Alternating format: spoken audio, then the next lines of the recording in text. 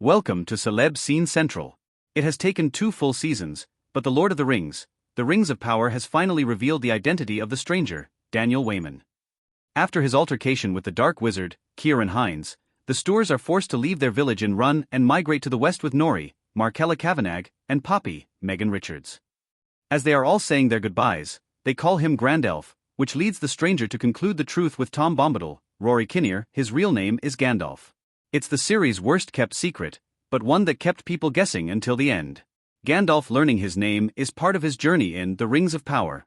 Right up until the Season 2 finale, fans on the internet argued that the stranger being Gandalf would be too obvious, but this is a game that The Rings of Power already played back in Season 1, when many, correctly, theorized that Halbrand was, in fact, Sauron, Charlie Vickers. What's really important isn't the number of viewers who may have guessed it right, but the significance of the character's overall journey until they reveal themselves. There were countless hints about the stranger being Gandalf, and as it turns out, that's the series' way of telling us to enjoy it instead of trying to crack a secret code. Gandalf's arc in Season 1 was about him coming into himself and discovering his power, while in Season 2, it's all about understanding what his role in Middle-earth will be. Learning his name is part of the process, as Tom Bombadil explains. Gandalf has a clear enough mission, which is helping to defeat Sauron, but that has never been what his character is solely about. Gandalf is a strange wizard who is aware of his power and his purpose, but he actually enjoys being in Middle-earth and has a deep respect for life itself. He could never have earned his name without understanding and being tested first, which is why Tom makes him choose between saving Nori and Poppy, or searching dead trees for a staff. This is all perfectly in line with who Gandalf is among the Istari too. As the Grey Wizard, his job is to wander Middle-earth, meet people and learn about them, and spread a sentiment of resistance and rebellion against darkness. There is no way for him to even understand it without first being tested, like he was by Tom. He really is the Gandalf we have always known, who believes in small acts of kindness and love as what truly keeps darkness at bay. This is why he chooses to help his friends over becoming more powerful, and why it serves him best in the end, earning him his name. In the books, Gandalf arrives in Middle-earth much later. One of the reasons that led many people to think the stranger could not be Gandalf is the fact that the Rings of Power is set in the Second Age.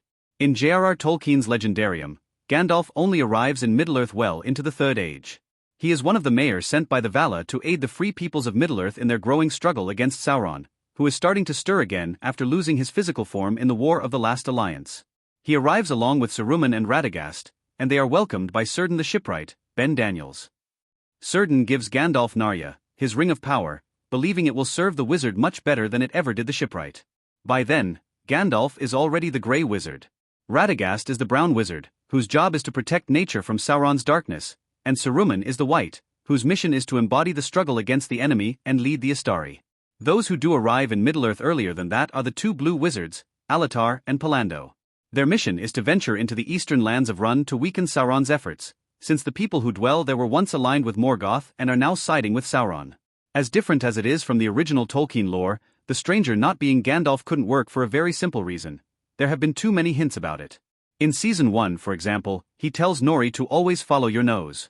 In Season 2, the Harfoots say he needs a Gand to harness his power, the Stoors call him Grand Elf, Tom Bombadil tells him the line about some who die deserve to live and mentions serving the secret fire. If all this had been for nothing, it would simply have been bad writing, and despite its many deviations from the original Tolkien writings, that's something that the series isn't known for, since, within its own context, The Rings of Power tells a very consistent story. Gandalf's role in future seasons could break new ground in the lore. With Gandalf being in Middle-earth around a whole age before he is supposed to, according to the books, the big question for The Rings of Power Season 3 is, what will he do?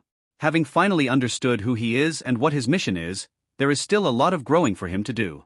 He is still much younger than when he appears in The Hobbit and The Lord of the Rings, so will he get directly involved in the fight against Sauron in the Second Age? As always, Tolkien's writings may provide a hint.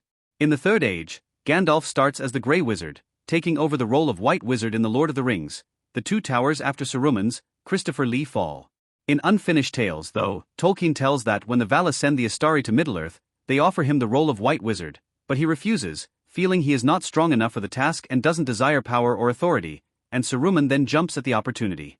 It could be that Gandalf's arc in Season 3 is about him refusing this position entirely, tricked by the Dark Wizard, or about his growing into his role, and becoming more experienced as the Grey One straight away.